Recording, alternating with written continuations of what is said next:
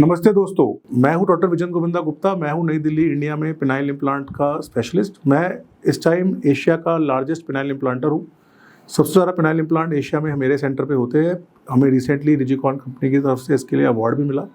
और सिर्फ नंबर बढ़ाने का काम नहीं है, ऐसा नहीं कि नंबर बढ़ाते हैं तो हमें बहुत फ़ायदा है, पर हर मरीज़, चाहे वो मेरा पहला मरीज़ हो या आज मेरा 2000वां मरीज़ हो, हर मरीज़ के लिए हम कोशिश करते हैं कि उसको पहले से कुछ बेटर करके दें, साइज़ में, लंबाई में, गर्थ में, हार्डनेस में, टाइमिंग में। पर पोस्ट ऑपरेटिव केयर जो है वो एक बहुत ज़रूरी पार्ट है इम्प्लांट रिकवरी का। जिस तरीके से कहते हैं कि एक्सरसाइज से ज़्यादा ज़रूरी डाइट है, उसी तरह पेनाइल इम्प्लांट सर्जरी से ज़्यादा ज़रूरी है कि आप पोस्ट ऑपरेटिवली अपनी रिकवरी कैसे हैंडल करते हैं। क्योंकि रिकवरी जो है अगर अच्छी होगी तो आपको इम्प्लांट का रिजल्ट तो अच्छा मिलेगा ही मिलेगा। आपका इम्प्लांट कई कई सालों तक बिना दिक्कत के काम करेगा। तो चलो क्वेश्चन आंसर सीरीज स्टार्ट करते हैं। पेनाइल इम्प्लांट सर्जरी के बाद सूजन और खरोंच की क्या उम्मीद की जा सकती है? तो सबसे ज़रूरी है आइस पैक्स। आइस पैक्स मतलब बर्फ़ की सेक। आपको सर्जरी के बाद बर्फ़ जो है अपने पेनिस पे रखनी है। पेनिस पे, स्क्रोटम पे, जहाँ जहाँ पे इंसिजन है, डायरेक्टली नहीं, कपड़े में लपेट के। और बर्फ़ की सिकाई से ना तो नील पड़ेगा, ना सूजन आएगी और ना पेन होगा, और रिकवरी फास्ट होगी। हम नॉर्मली मरीज़ों को बोलते हैं कि पहले 5 दिन तो उनको कम से कम 4 से 5 बार आइस पैक्स करने हैं, और रिकवरी के दौरान पहले 15 से 21 दिन में एटलीस्ट 2 बार से 3 बार ठंडे पानी की सिकाई या बर्फ़ की सिकाई पेनिस से करनी है, जिससे ना तो सूजन आएगी और ना ही उनको पेन होगा। सर्जिकल साइट की देखभाल कैसे करें ताकि संक्रमण से बचा जा सके? तो ये बहुत कॉमन क्वेश्चन है कि डॉक्टर साहब टाँके लगाए हैं, टाँकों का कैसे ख्याल रखें कि हमें पस ना पड़े, इन्फेक्शन ना हो। इसकी तैयारी एक्चुअली तो ओटी से ही स्टार्ट हो जाती है। तो आपने अगर ओटी में अच्छे टाँके लगा दिए, अगर आपने ओटी में अच्छे से क्लीन कर दिया, अगर आपने ओटी में बाल प्रॉपर्ली निकाल दिए, अगर आपका ओटी साफ़ है, अगर आपने सर्जरी के दौरान बहुत ज़्यादा हाइजीन, क्लीनलीनेस मेंटेन करी है, अगर आपने बढ़िया वाटरप्रूफ बैंडेज लगाई है, अगर आपने अच्छा एंटीबायोटिक का इंजेक्शन दे दिया है, तो संक्रमण नहीं होता। पर कुछ स्टेप्स ऐसे हैं जो आप एज अ पेशेंट कर सकते हैं। इसमें पहला है कि आपको बहुत ज़्यादा पसीना ना आए। इसके लिए आप कॉटन का अंडरवेयर पहनिए, साफ़ सुथरे कपड़े पहनिए। सेकंड है, बहुत ज़्यादा अपनी बॉडी में एक्सर्शन ना करिए ताकि वहाँ पसीना, गीलापन ना रहे। कुछ दिनों के लिए खाना हल्का खाइए ताकि बार बार पॉटी ना जाना पड़े। पॉटी जाएंगे तो उसके अंदर मतलब बहुत ज़्यादा पानी डाल डाल के पिछवाड़ा ना धोइए। कोशिश करिए अगर जो जेट होता है उससे पॉटी को साफ़ किया जाए।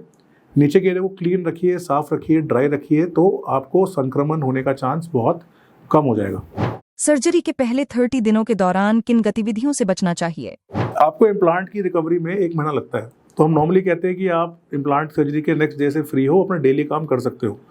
तो डेली काम जैसे आपको नहाना है, पॉटी जाना है, पेशाब करना है, अपने आप को साफ़ रखना है, कपड़े चेंज करने हैं, खाना बनाना है, थोड़ा बहुत चलना है, लैपटॉप पे काम करना है, ये तो आप अगले दिन से चालू कर सकते हैं। पर भारी काम मतलब ट्रिप पे जाना, ट्रैकिंग जाना, स्विमिंग करना, वजन उठाना, जिम जाना, ये सब काम आप 1 महीने तक नहीं करेंगे। ऑफिस जा सकते हैं 3 से 4 दिन के बाद, जैसे आप कंफर्टेबल फील करें। पर ऑफिस में जाके बहुत ज़्यादा हेक्टिक काम, जैसे सीए आते हैं कि ऑडिट सीजन में इम्प्लांट करा लिया, ऑडिट में काम करेगा, बहुत देर बैठना पड़ेगा।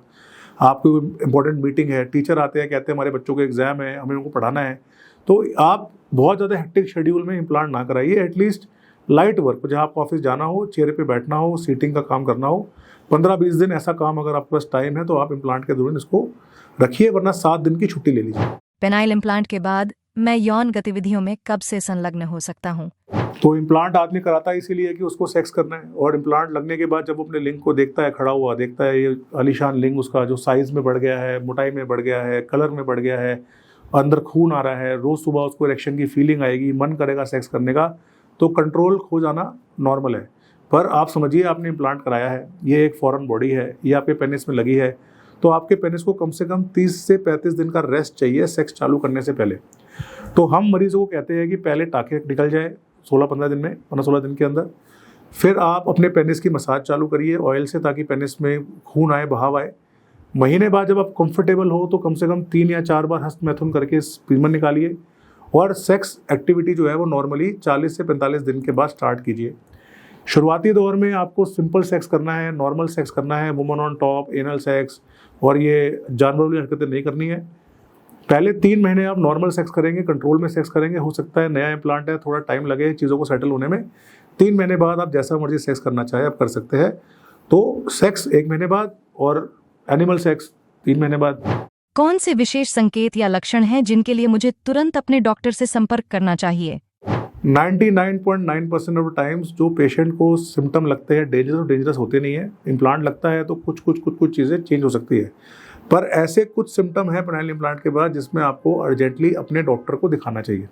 पहला है पेशाब में तेज़ जलन होना, सेकंड है पेशाब में खून आना, थर्ड है स्वेलिंग इतनी ज़्यादा हो जाना कि स्वेलिंग उतर ना रही हो, चौथा है जो लिंग का मुंड है, लिंग मुंड या जो सामने मुलुंड है उसका काला पड़ जाना या उस पर दाग पड़ जाना, फोर स्किन की स्वेलिंग आ जाना, टाँकों से पस का टपकना, टाँकों में से लाली आना या पेन बहुत ज़्यादा होना कि कंट्रोल के बाहर, और बुखार आना। ये 9 सिम्टम ऐसे हैं जिसमें आपको अपने ट्रीटिंग डॉक्टर के पास इमीडिएटली जाना चाहिए, क्योंकि ये सारे इन्फेक्शन के साइन हैं।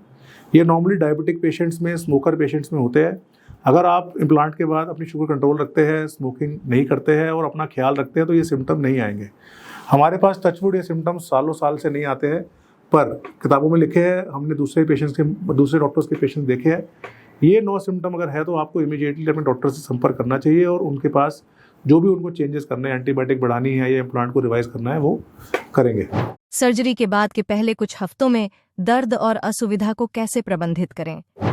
तो नॉर्मली तो पेनाइल इम्प्लांट के बाद दर्द नहीं होता है, पर हल्का फुल्का दर्द हो सकता है कुछ मरीजों में, स्पेशली जिनमें पेरोनीज ठीक किया है, साइज छोटा सा बढ़ाया है, डायबिटिक पेशेंट्स है, स्मोकर्स है, बहुत सालों से ईडी है, तोड़ के इम्प्लांट डालना पड़ा हो। तो इन मरीजों को जो पता होता है हमें पहले से कि इन मरीजों में दर्द होने की संभावना है, हम उनमें अंदर अच्छे एंटीबायोटिक और पेन किलर दे के चलते हैं। पेनाइल इम्प्लांट में आपको दर्द नहीं होना चाहिए। पेनाइल इम्प्लांट में आपको दर्द नहीं होना चाहिए। कोई भी पेनाइल इम्प्लांट के अंदर ऐसा नहीं होता कि पेशेंट को दर्द बर्दाश्त करना पड़े। दर्द नहीं होना चाहिए। अगर दर्द है तो उसके अंदर बहुत अच्छी दवाइयाँ आज के दिन जो सेफ़ है किडनी के लिए, लिवर के लिए, हम वो दवाइयाँ देते हैं। किसी भी हालत में हम पेशेंट को दर्द होने नहीं देते, दवाइयों से मैनेज करते हैं। पर कुछ चीज़ें हैं जो आप कर सकते हो, जो स्टार्टिंग में बताई थी मैंने। भारी काम अवॉइड करेंगे, सेक्सुअल उत्तेजना नहीं लाएंगे, कोशिश करेंगे नई नई शादी हुई है तो वाइफ को दूर रखें, सेक्सुअल चीज़ें ना देखें, पेनिस की मसाज थोड़ा लेट स्टार्ट करें, आइस पैक्स, ये 6 चीज़ें करेंगे तो आपको दर्द नहीं होगा। अगर दर्द है तो डॉक्टर से बात करेंगे, हम दवाई बढ़ाएंगे आपकी। अनुशंसित फॉलोअप शेड्यूल क्या है और इन विजिट्स के दौरान क्या उम्मीद की जा सकती है? नॉर्मली पेनाइल इम्प्लांट के बाद आपके 4 विजिट होते हैं। पहला विजिट तो आपका होता है 7 दिन या 10 दिन पे। वो विजिट या तो ऑनलाइन भी हो सकता है। उस विजिट में टाँके देखते हैं, ग्लांस देखते हैं, पेशाब के बारे में जानकारी लेते हैं, पेनिस में कोई ब्रूजिंग स्वेलिंग तो नहीं हो जानकारी लेते हैं, इम्प्लांट कैसा फील हो रहा है, और पेन कुछ थोड़ा बहुत है तो उसकी दवाई मॉडिफाई करते हैं। फिर एक विजिट हम एक्सपेक्ट करते हैं 1 महीने बाद। ये विजिट इसलिए होती है क्योंकि 1 महीना लगता है इम्प्लांट को हील होने के लिए। 1 महीने बाद की विजिट में हम मरीज़ को पेनाइल रिहैबिलिटेशन स्टार्ट करते हैं। मतलब ऐसी कुछ चीज़ें हम अपने पेशेंट को देते हैं दवाई के रूप में, थेरेपी के रूप में, मसाज के रूप में, जिससे उनके इम्प्लांट में ब्लड सप्लाई आता है, इम्प्लांट फूलता है, पेनिस के अंदर साइज़ बढ़ता है और ग्लांस मोटा होता है। तो नॉर्मली ये विजिट बहुत इंपॉर्टेंट है। 30 डेज़ पे विजिट ज़रूर करते हैं पेशेंट्स। इस विजिट के अंदर हम पेशेंट्स को सब डिटेल्स देते हैं, जिससे उनके इम्प्लांट के अंदर एनहांसमेंट, मतलब जो एक इम्प्लांट हमने किया है उसको कैसे एनहांस करें ताकि वो अपना सेक्सुअल लाइफ को और मज़े से जी सके। और एक विजिट होती है 3 मंथ्स पे, 90 डेज़ पे, जिसमें पेशेंट अब सेक्स कर चुका है, इम्प्लांट सेट हो चुका है, इरेक्शन आने स्टार्ट हो चुके हैं, पेशेंट हेल्दी फील कर रहा है। 3 महीने पे हम उससे फिर पता करते हैं कि उसकी शीघ्र पतन की प्रॉब्लम में कुछ प्रॉब्लम है, इरेक्शन में कुछ प्रॉब्लम है, तो उसके लिए कुछ दवाई या इंजेक्शन है तो उसको हम उसके लिए स्टार्ट करते हैं। तो नॉर्मली 90 दिन का विजिट, 4 फॉलोअप हम करते हैं। ये ऑनलाइन भी होते हैं, ये फिजिकल भी होते हैं। पेनाइल इम्प्लांट के बाद पहली बार पेशाब करने में क्या अनुभव होता है? तो नॉर्मली हम मरीजों को बोलते हैं कि आपका लिंग सर्जरी के बाद खड़ी अवस्था में है, वैसे बैठी अवस्था में होता है। तो आपने नॉर्मली भी खड़ी अवस्था में पेशाब करोगे तो मुश्किल होगा, क्योंकि खड़े में पेशाब ठीक से आता नहीं है। तो ह्यूमन बॉडी को टाइम लगता है समझने में कि हमारा जो पेशाब है, हमारा पेनिस खड़ा है तो वो इम्प्लांट की वजह से खड़ा है, वो वैसे खड़ा हुआ नहीं है। तो पहले 5-7 दिन पेशाब फुर करके आता है, धार में आता है। हो सकता है कि पेशाब जो है वो टॉयलेट सीट पे फैल जाए, कपड़ों में गिर जाए। तो घबराने की बात नहीं है। हम मरीजों को सिखाते हैं तरीके पेशाब को ठीक से करने के, बेंड कराते हैं, पोजीशन बनवाते हैं, कुछ रिलैक्सिंग एक्सरसाइज कराते हैं ताकि उनका पेशाब पूरे धार में आए। पेनफुल नहीं है, ये डाउट होता है, कोई पेन नहीं होता, फुहारा आता है पर वो फुहारा ठीक हो जाता है। क्या मुझे पेनाइल इम्प्लांट के बाद कोई विशेष आहार का पालन करना चाहिए? यस, तो डाइट बहुत इंपॉर्टेंट है पेनाइल इम्प्लांट रिकवरी में। हमें इम्प्लांट के बाद एक तो हाई प्रोटीन डाइट और लो शुगर डाइट चाहिए। डाइट में प्रोटीन ज़्यादा हो और शुगर ना हो। तो कम चीनी अवॉइड करनी है कम्प्लीटली, क्योंकि चीनी से हीलिंग लेट होती है। और प्रोटीन ज़्यादा लेना, तो हम कहते हैं कि प्रोटीन के लिए पनीर है, अंडे है, दालें है, प्रोटीन का सामान है। और अगर कोई मरीज वेजिटेरियन है और वो नॉन वेज नहीं खा सकता तो हम उनको प्रोटीन पाउडर की सलाह देते हैं ताकि उनकी जो हीलिंग है वो फास्ट हो। साथ में हम विटामिन सी, विटामिन डी और मल्टीविटामिन भी प्रेफर करते हैं ताकि पेशेंट को बैलेंस्ड न्यूट्रिशियस डाइट लेनी है, प्रोटीन हाई रखना है, चीनी नहीं खानी, और कोई भी कमी उसको पूरी करने के लिए हम नॉर्मली विटामिन और प्रोटीन पाउडर जरूर देते हैं ताकि हीलिंग बेटर हो। सर्जरी के बाद सामान्य गतिविधियों में वापस आने में कितना समय लगता है? तो सर्जरी के बाद आपकी डे केयर एक्टिविटीज़ तो सेम डे स्टार्ट है, मैंने पहले बताया था। आप नहा सकते हैं, पेशाब कर सकते हैं, हग सकते हैं, अपना डेली काम कर सकते हैं, थोड़ी बहुत ड्राइविंग कर सकते हैं, घर का सामान उठाना, सीढ़ी चढ़ना सब कर सकते हैं। भारी काम, स्ट्रेसफुल काम, बहुत लॉन्ग डिस्टेंस ड्राइविंग, एक्सरसाइज आप कुछ टाइम के लिए नहीं करेंगे, पर बाकी ऑलमोस्ट असेंशियल काम सारे आप अगले दिन से कर सकते हैं।